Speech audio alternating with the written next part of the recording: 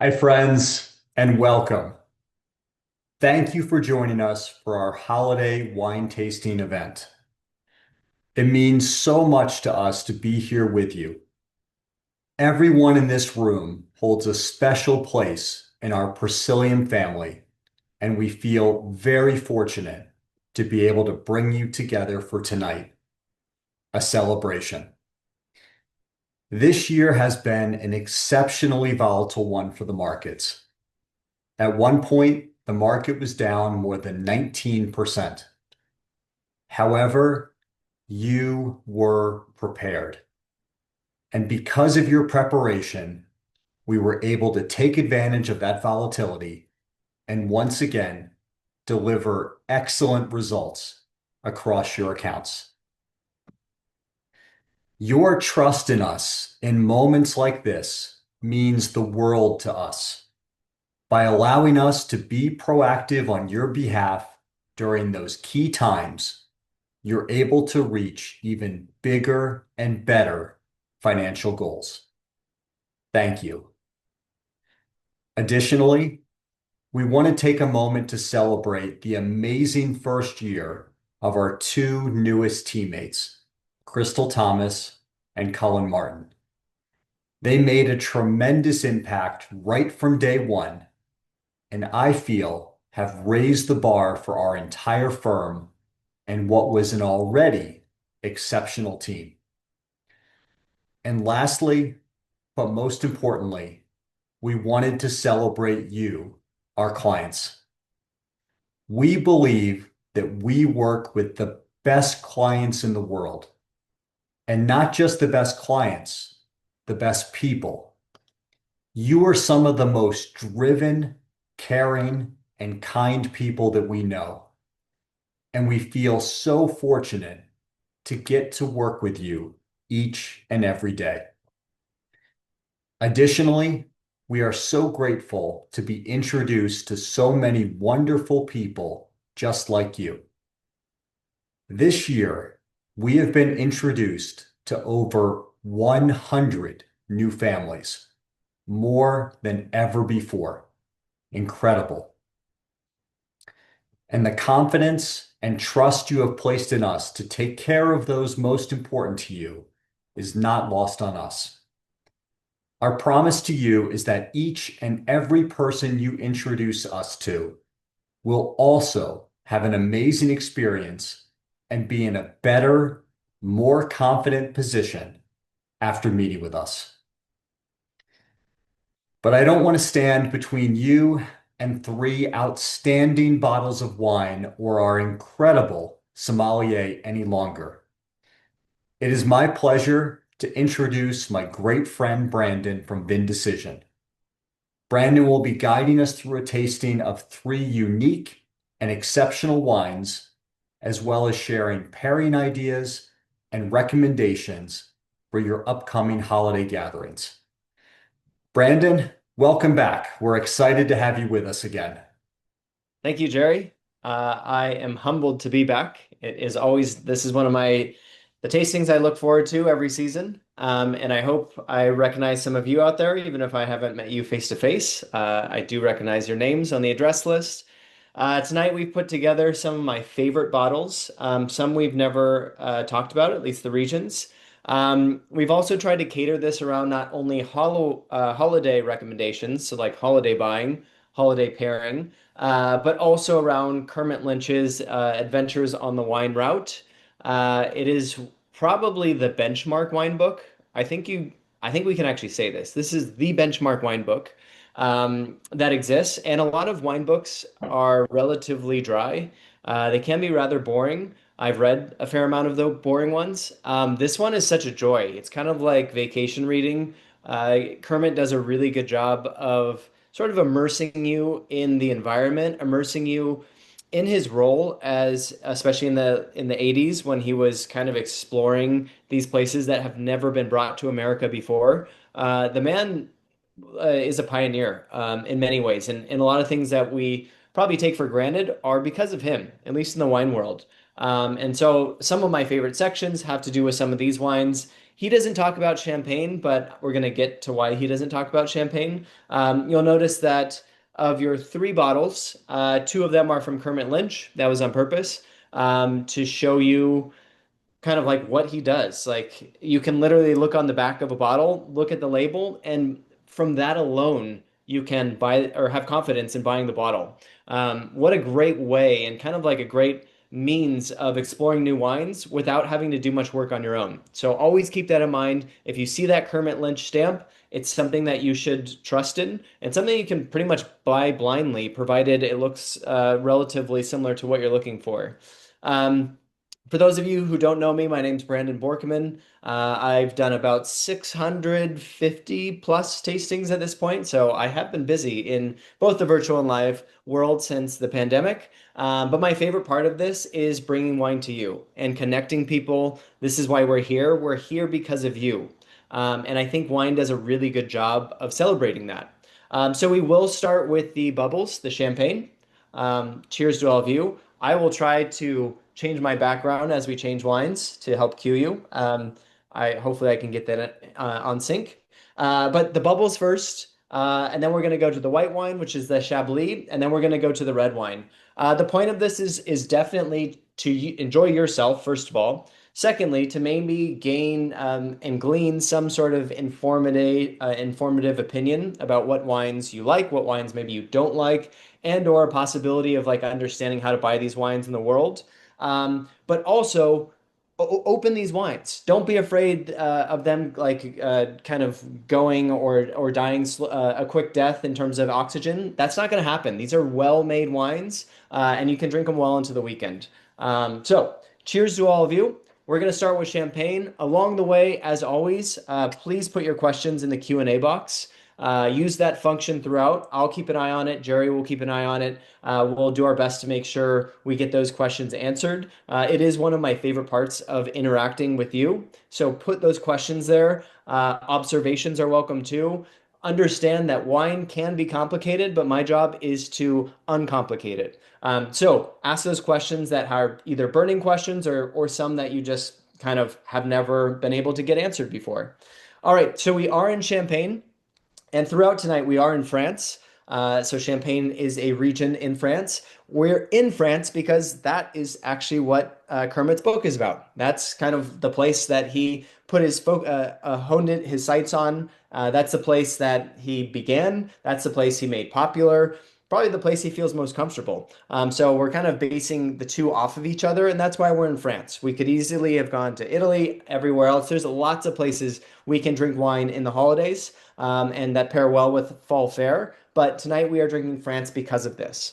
So France is, for a lot of people, kind of the place they end up last. I think that's a fair thing to say. And that is to say, you might not always start in France if you're on your wine adventure. A lot of people start, especially if you live in the US, we start in California or maybe Oregon, somewhere that's kind of closer by, somewhere that we might feel more familiar with. And then we slowly build our way up to France, maybe in the form of Bordeaux, Burgundy, etc. The France map, and I like this one because it's so simple. The France map is pretty easy when it comes to wines. You have Champagne at the very top, and it's at the very top because it is, well, it's the coldest, but it has bubbles because it is the coldest. And if we were to drink still wines from Champagne, they would be too acid, they'd be too tart. We probably wouldn't find a lot to like about them. That fruity characteristic is very much in the background. And so slowly they understood that these wines are a little bit too difficult without bubbles. And so they kind of understood how to standardize that method. They understood how to kind of sell that specific and particular wine to the rest of the world. And that's why we're drinking it today. So always start with champagne if you can. The bubbles help cleanse your palate. The bubbles kind of feel fresh. There's minerality, but there's also a great possibility of pairing because whether you're at someone's house or you're cooking on your own, a lot of these kind of first small bites, hors d'oeuvres, appetizers are exactly what champagne wants. It doesn't want a big steak in front of it, even though there are some champagne that can pair with a steak. I've had them before, and it's a fun pairing. But by and large, you want bubbles in the beginning. They don't have to be champagne, and I'll go into why champagne is specific, but those bubbles really create a kind of lively atmosphere. Not only do bubbles get you a little bit buzzed more quickly, and that's good for everyone, but they allow a lot of things to happen at once in terms of either kind of just sipping on wine without food and or sipping on wine with some bites that can be varied bites. We're then going to go to Burgundy, which is in this kind of green area almost in the center. We're going to go to Chablis specifically. Burgundy, you'll see, is still a little bit north. It's not nearly as south as Southern Rhone, which we'll end with. So there are very cool temperatures here. There are oftentimes wines that are not super ripe because the temperatures around there do not allow those grapes to get too ripe. And that's what they want. In Burgundy, they want these possibilities of kind of like earthy minerality to be the star of the show. And that fruit is oftentimes kind of in the background. And then we're going to end all the way at the bottom in the yellow, which is the Southern Rhone. The Southern Rhone has maybe the most soul out of any wine in France. That's probably what Kermit Lynch, I think, would say, and I think he does say that. I think I'm paraphrasing pretty well. And by soul, I mean it has the most personality, it has the most character. And when you get a good bottle of especially Chateauneuf du Pape, you find that it's a wine that's unlike anywhere else. But there can be misses too. So we're going to start at the top. We're starting in Champagne. And actually, when you go into a Champagne cellar, if you go down generally to the bottom, sometimes there's several floors underground because they're storing so much wine, but you might see this. These are riddling racks. This is very common in Champagne. It is part of the process of when they're aging these wines. But know that Champagne has a very specific process that separates it from every other sparkling place nearly in the world. And so Champagne does often come with a price tag, but it's because all of this stuff in front of you happens. And so, just like a regular still wine, Champagne goes through that normal primary fermentation. So, think about white wine, same thing. And it starts as a white wine. But again, because we're so cold, it starts as a very tart, acid driven white wine that's not really palatable. And so, they figured out centuries ago that by adding yeast and sugar, you can start another fermentation inside the bottle. So one already happens in the barrel or in a big vessel, like you would normally expect in wine. The next fermentation happens in the actual bottle itself. And as that's happening, they're going to age the bottles then. They turn them on their side horizontally. It looks probably like a similar room like this, maybe not the exact room, but it'll be a room where they stack bottles horizontally on top of each other, and they allow the wine to fully ferment in that bottle and age as it's doing so. Near the end of that process, they put the bottles in these riddling racks. This is called a riddler. It's kind of like a wooden, I don't know, A-frame. And so you have these different slots that you can put the bottles in. And someone generally, if it's a smaller estate like the one you're drinking, will hand turn each bottle in a very specific and methodical manner so that slowly all that fermentation stuff, all the dead yeast cells that happened in the bottle, go to the neck of the bottle. So slowly as they turn, they kind of move down forward. And at a specific point, you have all the stuff you want there because you're kind of cleaning up the wine. No one wants to drink that stuff. It's just a natural product of that fermentation, but no one wants that. And then you finally disgorge it. Disgorging, you may have seen these videos where generally it doesn't happen underwater, but it can happen underwater like this picture shows. But it's normally like a metal box or some sort of like covering because they'll pop either the crown or the cork and they'll let all that top juice shoot out. And that's where all the kind of like the dead yeast cells, the end of fermentation is. All that pushes out. They then fill back up the bottle for anything that's been missing, generally with a little bit of sugar to kind of balance out those acid levels. And finally, you have a bottle of champagne that is fully made. Now, that process sounds intense. It sounds complicated and complex because it is. How they figured this out, I'm sure it took many, many or not even years, but many decades to figure this out. Veuve Clicquot, Madame Veuve Clicquot was part of this process. And so Veuve Clicquot actually has a big reputation in Champagne simply because the widow herself helped create these riddling racks and standardize the process. But that's why it costs a little bit more than, say, Prosecco. Also, when you go through this method, you have the possibility of having a wine like in your glass that is those tinier bubbles, a little bit more mineral, a little bit more elegant, sophisticated, suave. When you try wines from other parts of the world that don't go through that process, oftentimes you have a wine that's maybe a little too broad, like it doesn't taste precise. You can't really necessarily taste some of the nuances or the delicacy of that region. And that's what Champagne's trying to show you. Here's a question from Debbie. Many years ago, I was advised champagne should not be served with fatty foods, but a recent search has said bring on fatty foods. Can you please comment? This is very controversial, Debbie. So thank you, of course, for bringing it up.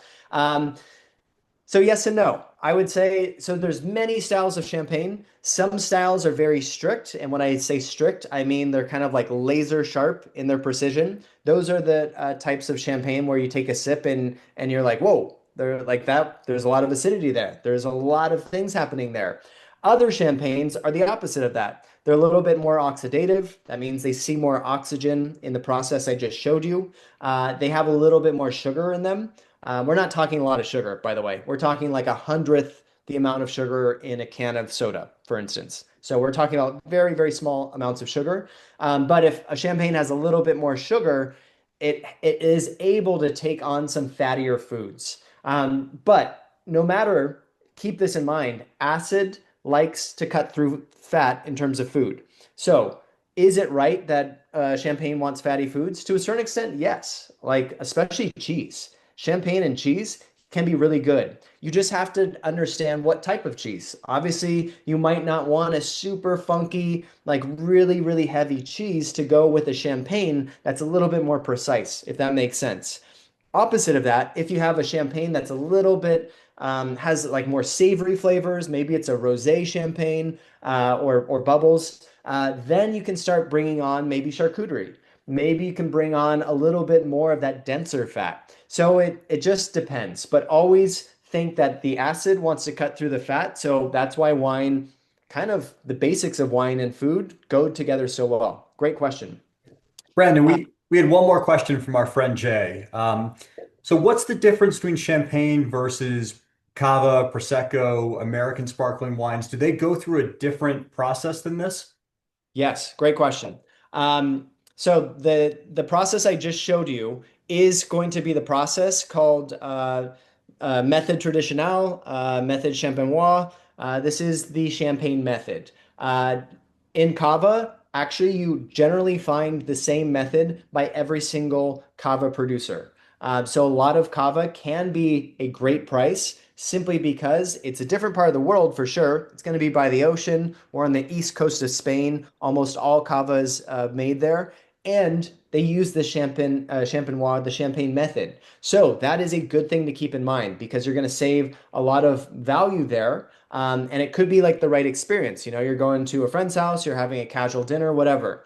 A lot of other places, though, let's take Italy and let's specifically take Prosecco, will not use this method. In fact, Prosecco is made in a more commercial manner, kind of like actually, again, like Coca-Cola, where you might have a massive vessel and the way the wine gets the bubbles is via like a big commercial hose that carbonates the entire vessel. So that secondary fermentation is not occurring. In a place called Franciacorta in Italy, they have champenois method, champagne method as well. So you kind of just have to be careful of that. Most places in California are not using this, though definitely there are exceptions. So the question would be, you know, if you're going to a wine store, if you're going maybe at a restaurant, do you know if this wine is made like champagne or no? It should be a pretty easy question for most of the wine staff, and that's the best place to start.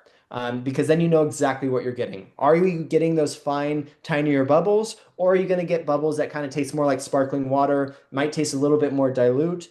Not necessarily anything wrong with that, but there's a reason why we use Prosecco for like Aperol Spritz and not champagne, because they have two different flavor profiles. They have two different textures as well. Leslie also has a question, is the disgorging process similar to racking wine? It is kind of, you could think of it as the end process of like riddling or racking wine. If you're talking about like the specifics of like winemaking when you're racking, I guess you would say so. Racking like a racking wine in like a still wine possibility is when you're essentially taking it from the barrel and starting to put it in bottling or getting it ready for bottling. So you're kind of making sure everything's clarified. It is similar to that, but it's a totally different method, if that makes sense. So the end result, you're trying to clarify the wine. You're trying to get all that kind of sediment or gunk out, same thing. But the actual way you do it is totally different. I hope that makes sense. But yes, same overall philosophy. What do we think about this wine? Um, I love this producer. It's a smaller producer. It's been female run actually since the beginning of its life, and it continues to be. Jules runs it today. They actually have, and I see one more question that I'll get to, but they actually have this really cool basket press that they still use. This is super old school. No one really does this if they want if they want to make a lot of money off their wine, just because it's very time consuming. I'm sure they've, standardized this method pretty well. But this is a manual process that takes far longer than like, let's say a mechanized press or a fully mechanized press. But they put grapes in here into this basket, and then the top kind of flaps over it, and then a whole bunch of pressure via machine will push down on it and as slowly as they want, as many pounds of pressure as they want, and then it'll slowly drain these grapes of their juice. And that is the old way of kind of making wine. Surely they have a little bit more technology than like having a horse walk around this, which they would, decades ago, maybe about 100 years ago, maybe less. But this is what they do here, which is really cool because they're trying to preserve tradition, they're trying to preserve history, and you get that old school kind of feel, even though it is still run by the youth, which is lovely. Um, we have a question. Does champagne have a shelf life? Yes and no. Depends how you keep it, but it depends how you keep any wine. When you're trying to keep your wine, obviously try to keep it away from the sunshine, try to keep it away from the heat. That means generally you're not keeping it up high because heat rises. So you want to keep it down low. You want to keep it in a closet. You want to keep it in a cool place of your house, maybe a basement, somewhere that doesn't fluctuate either. If it's champagne, though, you might as well keep it in the fridge if you have room for it. Now, champagne in the fridge should be able to last, provided it's a producer that's relatively good. So if we want to quantify that, we would say like, I don't know, 45, $50 plus a bottle, because champagne kind of starts there, maybe 60, 75. Yes, it should last for about 5 years easily, if not longer. Dom Perignon, obviously meant to go the long haul, lasts for 20, 30 years. What happens once you get to that kind of like past 10-year mark, or maybe really past like 8-year mark, you might start seeing the bubbles dissipate. It might become a wine that starts tasting more like a still wine than a bubbly wine. You might get some of those mushroomy flavors like cheese rind, some of those secondary flavors that are really intriguing. But if you don't want that, then you don't want to age the wine. But it is an adventure, and the champagne generally stays very intact, and can age far longer than we think. Um, Yes, this is a great. Julio asks, do people play music, let's say in a cellar? I assume that it was in the cellar, maybe the vineyards, they do both. Do people play music to help the wine ferment and or age? This might sound wild. This actually exists. It normally exists on these estates that follow the moon cycles, and so they're more biodynamic. They're driven by natural cycles of the moon and the earth. And they think that by creating this sort of harmony, I guess that's the best way to call it, especially if music's involved. This harmony will help everything kind of work together. Is there any science involved with that? Absolutely not. Like maybe you could get to like the vibrations of the music depending on like what decibel you're playing. Maybe that does something. But no one, I don't think anyone's doing that. I think they're really just looking for the ambiance, the atmosphere, the sort of good vibes, quote unquote. That all sounds a little hippy dippy, but I'm totally fine with it because I know a few people, producers who do that, and I love their wines. So it doesn't bother me. Some people actually play music in the vineyards, like bring out speakers and play music in the vineyards as the grapes are ripening. So there's a lot of different theories here. What we should keep in mind, no matter what the theory is, wine, there is a science to wine, but oftentimes the most beautiful wines have nothing to do with science. They are simply a product of learning from generation to generation.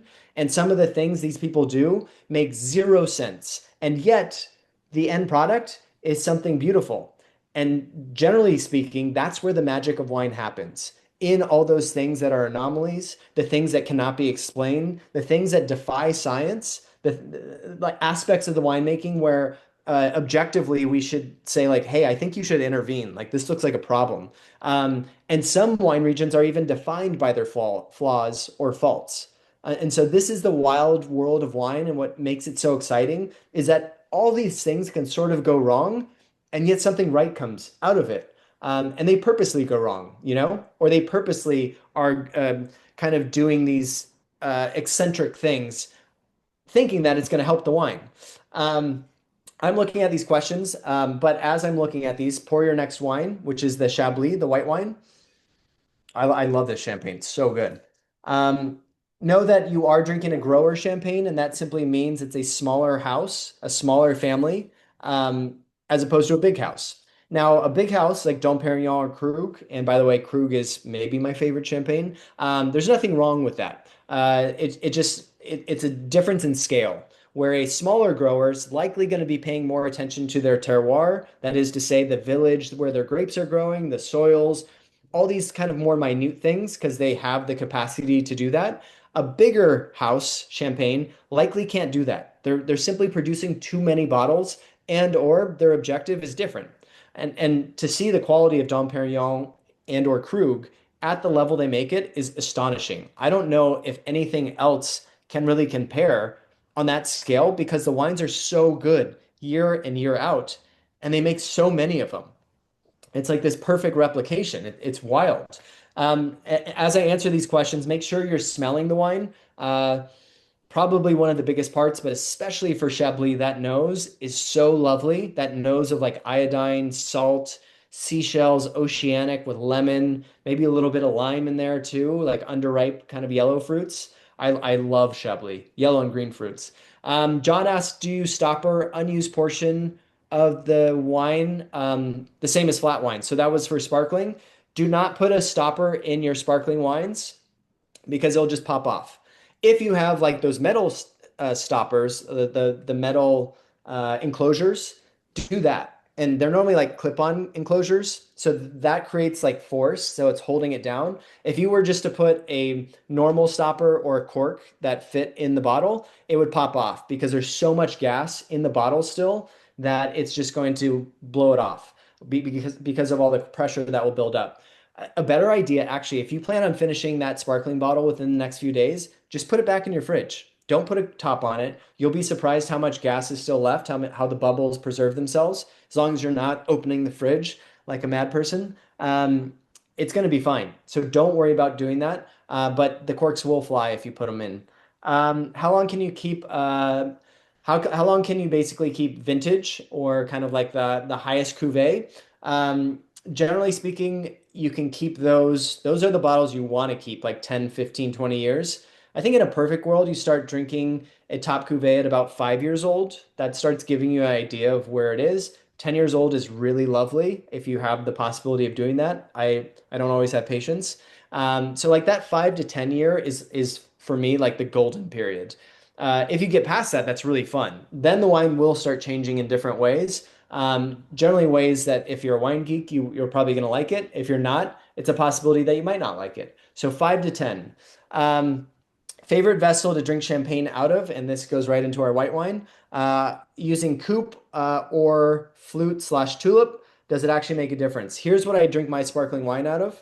It is not, it looks like a regular wine glass, and that's because it is. It's called a universal wine glass. This one is made by Zalto, but Glassvan makes it too. I love these because you can smell so much of the champagne rather than just kind of like taste all the bubbles. So if you're in a coupe, those bubbles dissipate quicker, as you might kind of imagine. If you're in a flute, that really focuses all the bubbles, so you try to smell the actual wine, all you get is CO2 in your nose. It's really hard to kind of like smell what's going on there. If you have one of these, it does both. It maintains the bubbles, so it's not a huge glass, right? It maintains the bubbles, but it also allows you to taste the wine, the flavors of the wine. Um, I'll type this. Let's see if I can type this in the chat. I'm going to type these wine glasses in the chat. The one I just said and the one that I have is Zalto.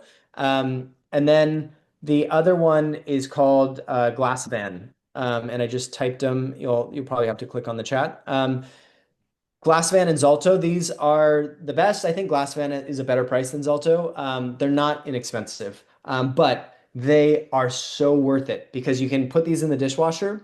They're super fine crystal. You might even be able to tell here. See, this for me is a performance glass. I taste wine for wine enthusiasts and I have to blind taste all the time. When you have this kind of thinner crystal, it allows you to really smell everything and really kind of experience the wine in a different way than you would otherwise. So it's totally, totally worth it.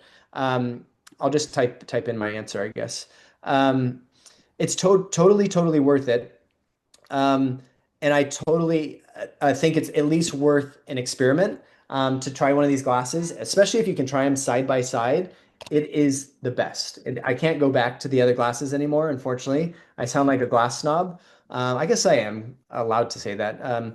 But as a glass snob, you will never look back. I promise you. It like heightens so much of the beautiful aspects of wine. I typed my answer in the Q&A, so I think if you can pull it up, and otherwise we'll get the information to you no matter. So we are in Chablis. We are going to Burgundy. And I think the most important part, I like this map a lot that I'm about to bring up. So we're kind of in the middle of Burgundy, as I showed you, maybe just east of middle. We're in Chablis, and even though Chablis is part of Burgundy, all the rest of Burgundy is below it. Do you see this? So we have Chablis in that upper left corner. It's about an hour away driving from the rest of Burgundy, and the rest of Burgundy is below it. So you have the Côte de Nuit, the Côte de Beaune, Côte Chalonnaise, Mâconnais. All of that is the core of Burgundy, which is still going to make Pinot Noir and Chardonnay. Chablis, of course, is Chardonnay, but it is a very specific type of Chardonnay that almost doesn't taste like the rest of Burgundy. So it's this kind of contradiction. And Kermit talks about Chablis being this place that is very of its own fabric. The people that come there are very much of their own ilk. They don't really they don't seem to at least travel very often to the main part of Burgundy. Chablis is the place to be. And there's also different expectations of what the wine should taste like. So even though Chardonnay is the grape, just like all of Burgundy, if it's white wine for the most part, you have a very specific type of Chardonnay that's coming from here. You have that simply because the terroir is different, the soil is different, a lot of different aspects. It's colder than the rest of Burgundy because we're more north. So all of that kind of leads to a wine that is not really fruit driven, at least not nearly as fruit driven as the rest of Burgundy and really the rest of Chardonnays that are made around the world. If you compare the wine that's in your glass to, let's say, maybe South Africa, where you're going to get a lot of sunshine, maybe New Zealand, where you get a lot more fruit, California, where you're definitely going to get a lot more sunshine. Chardonnay grows all over the world, but Chardonnay doesn't taste really like this. What are you all getting out of this wine? I can tell you what I get, but I will then, get it into your brain what I get out of it. What I like about this wine, especially for holidays, is kind of like bubbles. It is that perfect wine that goes with a lot of things. In terms of starting the night with, this is one of my favorites. Cheese platters, light snacks, but also it's a wine that can drink on its own. In addition to that, you kind of cater toward all audiences. You can get the people who are already into wine and say, like, this is a Chablis. You're going to like this, I think. And they probably will. Also, though, people who aren't that into wine should like this too, because there's not flavors that are too overt. There's not flavors that are too in your face. These flavors are more subtle, they're more nuanced, and they're flavors that are generally just going to please more than anything else. Where some flavors, like you get like a lot of oak, a lot of butter, you get a lot of these other things that people may or may not like. Chablis is almost always a likable wine, and the Chardonnay that comes from Chablis is always, almost always at least, a likable expression of it. Um, but I like how Kermit talks about Chablis because it is this place that is somehow like still even kind of forgotten. For instance, if you look at the market price of Chablis and compare it to the rest of the white wines made in Burgundy, especially in the Côte de Beaune, where all the kind of Grand Cru, Premier Cru comes from, you'll see that Chablis oftentimes sells for a fraction of the price, even though it still shares that same prestigious name, Burgundy. But it is just a different part of Burgundy. It has a different flavor profile, and it also has a different reputation. For a long time, this far north, there was the idea of, or maybe the lack of an idea of quality. Quality wasn't necessarily the top of people's minds, especially in the 80s, late 70s to the 80s. They were trying to make wine that would make them enough money, that maybe could make the most money as possible. And that generally means in the vineyards, they were using fertilizers, pesticides, etc., a whole bunch of mechanization. This over time tends to create a wine that is not very exciting anymore, unfortunately. It creates a wine where you can't really taste the unique possibility of the region. Now, Chablis itself, when you're driving through, if you've ever been to it, is not maybe the most exciting place ever. The wine from there is very exciting. So if you ever get to visit, make sure you have your appointments, hit the producers up ahead of time. You likely won't find too much happening in the town. There's like one wine bar that's good, but the wines here are really captivating. I think they're captivating because nowhere else tastes like this. A lot of people try to make their Chardonnay, especially today, around the world, taste exactly like this. And what these people are doing, especially the best producers, are simply making simple wine. They're not going out of their way to bring in a whole bunch of machines, not going out of their way to be fancy. They're not doing any tricks. They're just making wine.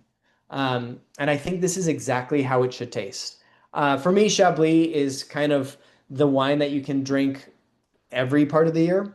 So even if it's summer, it's winter, this is the wine I'm leaning on most. But you'll see in this picture, there's a lot of rocks in these vineyards, and it's a lot of stone. And so over time, all of those mineral and glacial deposits have created a bedrock and a soil base for these Chardonnay grapes that have to dig through that. So sometimes you see a vineyard and you basically are only seeing rocks, but vines are digging through that. And when they do that, the more they do that, the more it starts tasting like this.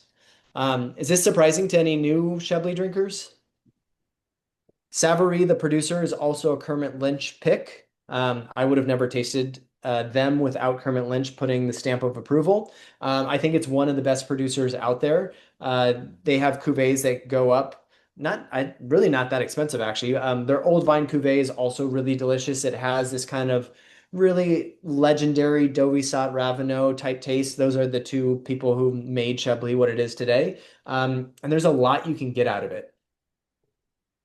The oceanic smell is always one of the things that sticks with me, and it kind of changes every single time, depending on who's making it, but it's always there. There's always this kind of seashell aspect to the wine that I find just so enamoring. And no other wine I have found can really do that. Even wines made by the ocean, they kind of have the same vibe, but I think it's really the coolness temperature wise, the coolness of the place these grapes grow that allow this wine to behave like it behaves.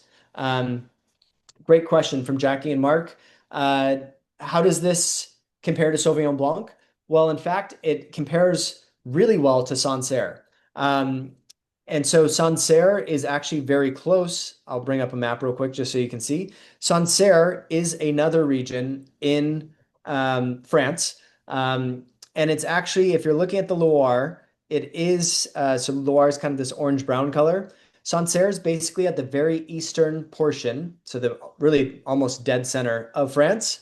That's where Sancerre is. And so Sauvignon Blanc grows primarily in Sancerre. And because the relative proximity of Chablis, we said Chablis is kind of in this northwestern green area. If where my if I put my cursor there, it'd be like right above that green area. You would see that these places are very similar in terms of weather, in terms of even soil type. So yes, Chablis can taste a lot like Sauvignon Blanc. In other parts of the world, it might not taste quite the same. And New Zealand has a very specific kind of grassy way of making Sauvignon Blanc. You might taste like some kind of like the acid profile, like that length might be the same. The flavors are probably pretty different. California likes to oak their Sauvignon Blanc a little bit more, and that actually can taste quite good. But they're probably going to taste pretty different, especially because all that sunshine in California. So if you like what's going on here in your glass and you like Sauvignon Blanc, go to Sancerre. Lots of great Sancerre, and even though it's a relatively kind of pedestrian wine, that is to say, like we see it everywhere on almost every wine list, Sancerre can be a world-class wine. It can be very good. And in fact, aged Sancerre, so Sancerre with a little bit of years on it, is one of my favorite wines to drink. I think it's absolutely lovely. I think I also saw someone said, is Chablis Chardonnay? It is always. However, if someone doesn't like Chardonnay, don't tell them that. Just give them the glass of Chablis and say, here you go, try this out. Do you like it? And it could be your own little secret.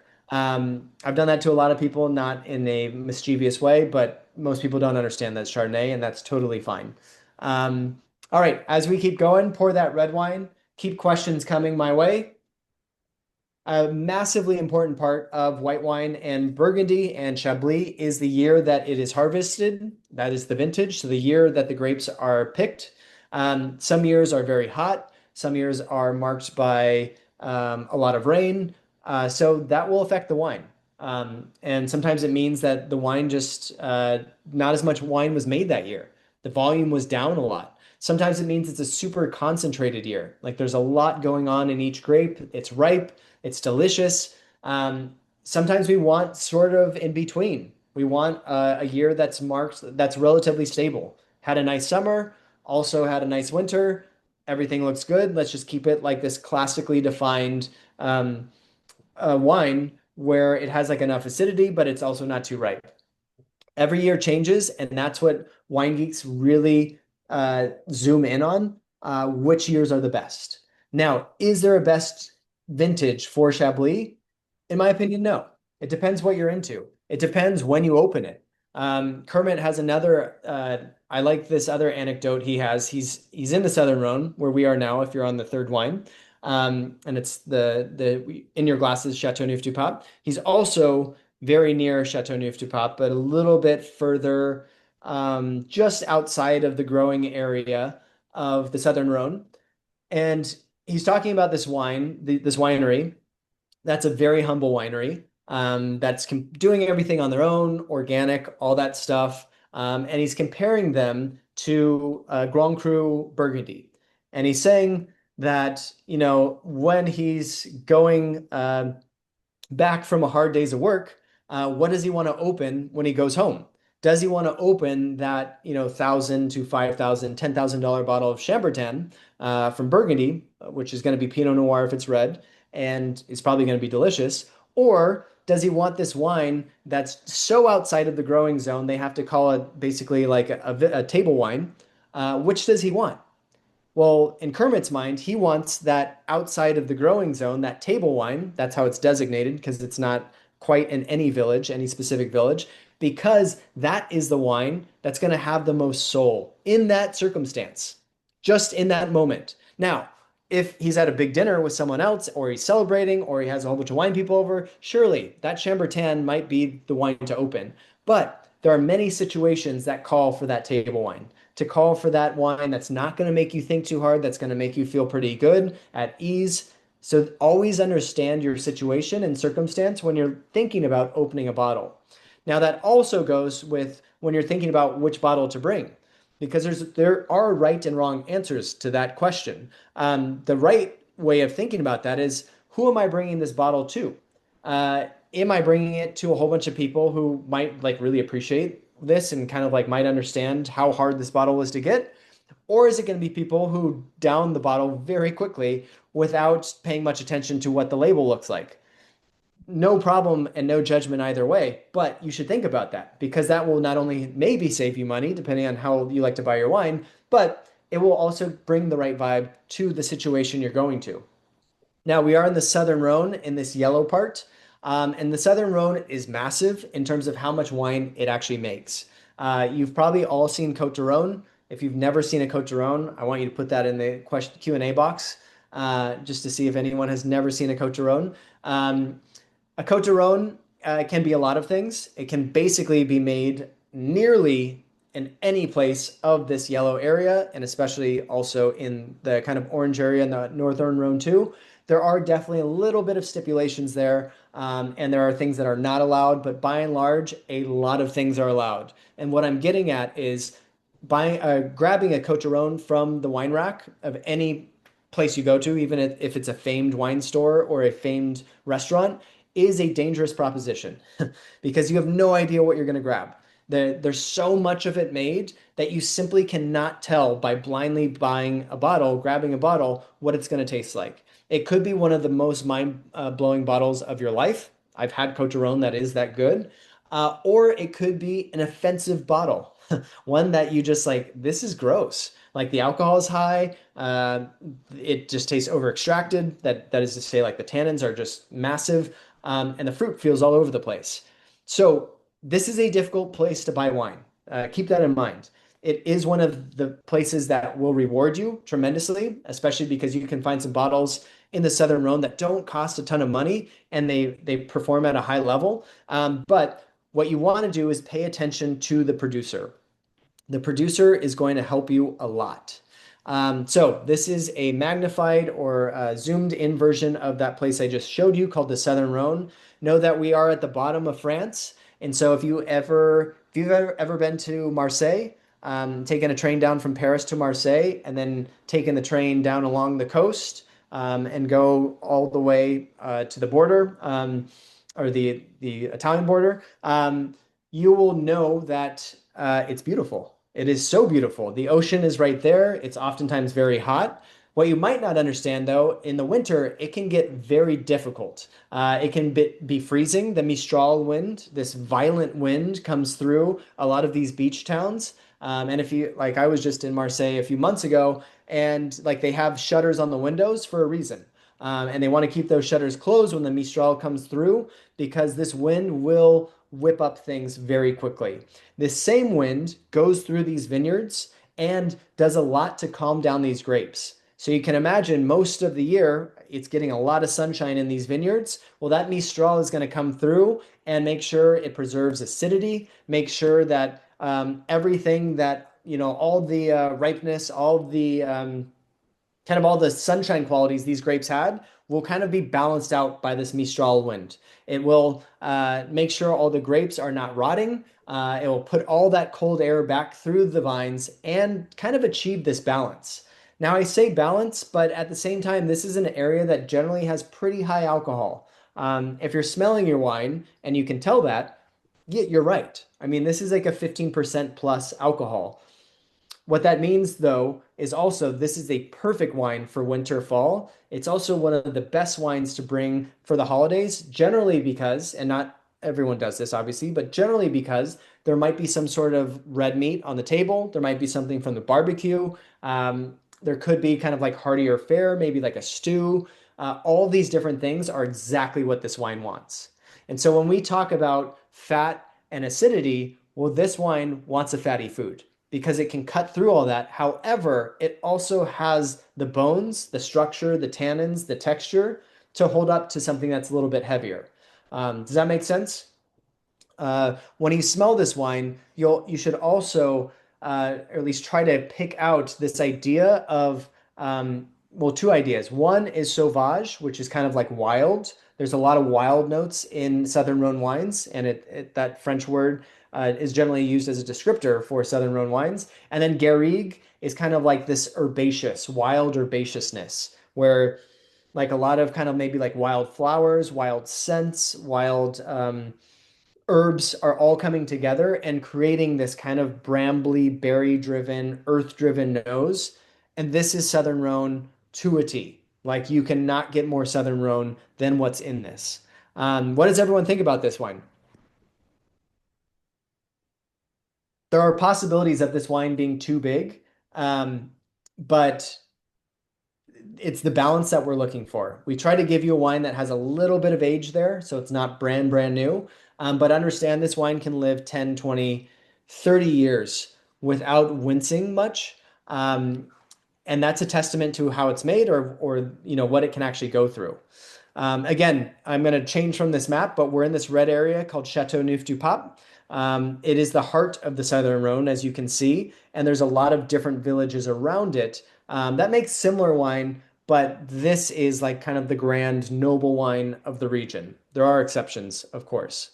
Um, Debbie, delicious, nice and smooth. I agree. Perfect for prime rib, which is what Christina and Ginny said. Yes, this is prime rib all day. Think of Provençal food, if you can imagine what that looks like, or if you know what that looks like. Think definitely lamb. Think slow roasted meats. Think vegetables from the grill. Like kind of heartier vegetables. We're not really doing fish with this wine very often. Maybe a pink fleshed fish that's in some sort of like kind of brothy vibe, but for the most part, we're avoiding seafood. But we are going for those kind of like think about food you'd love on a colder night. That's what this wine goes with. But it's also generally a big hit because it has that structure where a lot of people, if they like bigger reds, bolder reds that have all those flavors, that's what you're drinking. That's what this is. Um, but it's also one, again, you want to pay attention to that producer and make sure you're getting the wines that you like, because there's so many people that make these wines. Now the grape here is primarily Grenache. There's 13 different grapes that are allowed to be in the blend in Chateauneuf du Pape, including some white grapes in there too. But normally you're thinking Grenache, Syrah, Mourvèdre. Those are a lot of the three main ones that are doing most of the work. And Grenache is almost always doing most of the work. Um, Here is a picture, by the way, of Chateauneuf du Pape. This is actually what the vineyards look like. These old gnarled vines oftentimes can be 80, 90 plus years old. These look very old to me. When they're this gnarled, you can tell there's some age on here. But even more important, that look at the rocks here. Now, these are called galets. And these rocks serve a lot of different purposes. One purpose, though, is to carry in all the heat that the vines receive during the day, and then emit that heat during the night. So think about all these kind of hotter days. Think about maybe when that Mistral comes in. How are these vines going to still protect themselves when these cold, frigid temperatures are coming through? Well, part of that is the rocks are collecting energy from the sun and then emitting it back at night. Of course, the vines do not need much help in the summer. It's already hot enough there. But it is a very unique situation where you have vines growing on a very stony surface, but also the stones are helping these vines become as bountiful as possible. Um, Most vines do not look like this, and you're actually slipping through these vineyards because those rocks are relatively slippery, and it's kind of hard to find like a footing. But that's what makes wine unique. That's what makes wine so much fun. It is the kind of personality of each region that contributes to what's in your glass. Um, so I assume everyone's had Cote de Rhone before because I didn't see anyone say no. Oh, here's a question from Stan. Speak about chilling red wines. Sometimes you go to a restaurant and the wine is hot. Do not drink that wine. Send it back. One good thing to try to figure out what your wine temperature is. If you have the inside of your arm, you go like this with the bottle. That can kind of, because that's a sensitive part of your arm. Your fingers are less sensitive, but sensitive part of your arm, you understand like what that temperature feels like. You want it to be in an ideal world like cellar temperature because of course it's going to warm up when you put it on the table. So we're talking like, I don't know, out of the cellar, like, most cellars are going to be below 60 degrees, obviously, but starting around 60 degrees is a lovely temperature for red wine. Even lower than that's great too. It depends the time of year. I live in New York, so if I bring out a 60 degree bottle. That's going to probably warm up pretty fast, depending, what month of summer I'm in. But if I'm in the winter, that might maintain temperature pretty well. Sometimes I put my wines by the windows in the winter, so it can kind of get all of that. I mean, it basically just chills my wine to what I want it to be. Always drink your reds with at least a slight chill, and maybe the fridge will just help you out there because it'll be less acidic. If you're drinking this particular wine, let's say, with a little bit of heat on it, or like it's not quite um, cool enough, it's going to hurt probably your throat a little bit. Like you're going to feel that alcohol. You're going to feel that acidity. When you add a chill to it, it gives a lift to everything. It brings out the mineral essence. It also makes this wine more enjoyable without food. And it allows you to like understand the specific aspects of the wine uh, that are unique, that make it like a really pleasurable wine. When it's warmer, all those things kind of get jumbled together. Um, I did see this question, what kind of wine pairs well with fish? We're looking at Chablis for sure. That first, or the second wine we had, the white wine and fish is perfect. Seafood, like lobster, might be just a little bit too heavy for that wine, but a lot of seafood's going to do really well with that wine. I'm thinking cod, shrimp, even like a lot of raw seafood is going to go perfect, but you want a wine that is not going to interfere too much with those delicate flavors. Um, Sandra, you're saying this could maybe hold up to a seafood bouillabaisse. Probably, but something with, and as you're saying, something a little bit heartier and or something that has, like a lot of like butter to it probably as well, which I know that seafood probably would. Something that has a lot to pair well with the structure of the wine is what we're looking for. What is average rainfall in this area? It's pretty dry for Southern Rhone, especially compared to other areas. Burgundy is probably going to be higher simply because of where it is. It's a little bit more north, so you're going to get more rainfall there. Here, it's going to be far less, and so you're looking at probably one of the hardest things to do in the Southern Rhone and Chateauneuf-du-Pape because of those galets, those stones, is to manage the heat. You don't have the luxury of getting water in on your own. Like you're not putting sprinklers in, you're not putting hoses in. You have to figure out how to deal with the heat on your own, and how to like understand what nature is about to give you. So that's a hard thing to do. Um, as we're kind of winding down, because I want to respect this, I'm still answering questions, so no problem. Put your favorite wines in the Q&A box because I want to hear that. It's always one of my favorite parts to understand what you liked the most. Carrie's asking, maybe the last question, but Carrie's asking, any suggestions on local spots? You could hit me up for that because I have to see exactly where that is. Um, but feel free to give the team can give my email out and I will help you, Carrie, to figure out maybe where there's some spots you could visit. Oh, we have people on the Chablis train. Great. I mean, I'm a white wine drinker, so I am on your side. Um, I think that white wine is made by a really terrific producer, and so it's hard to beat. But what I will say is watch how these wines evolve. Come back to them tomorrow if they still exist. They don't need to exist. This can all happen in one night. But if they exist tomorrow, come back to them tomorrow, see how they are, and or see how these wines change with your dinner or with food that you might be having a little bit later if that's still on your schedule. They will kind of show you different sides of themselves depending on the food that is in front of them, the pairing that you have. So give it a try. But I'm glad to see so many people. Oh, Champagne and Chablis, lots of Chablis and Champagne. We have a Chablis and Chateauneuf du Pape. I hope these were enjoyable to you. I hope you learned a thing or two. Thank you so much for the participation. I hope you enjoy Kermit Lynch's adventure. I think it's really fun. I was just reading it on the subway today. It was kind of transporting me to these places. And thank you to Presilium. What a great team. It is always a joy, and great to see you again, Jerry. Thank you so much, Brandon. That was incredible. And as usual, excellent presentation. Really good. As always, we learned an incredible amount and really enjoyed all of the pictures and stories behind each of the wines that we tasted. And thank you to all of you for joining us tonight. We love working with you. and we hope that you all have a great Thanksgiving holiday with your friends and family. Thanks, everyone, and good night.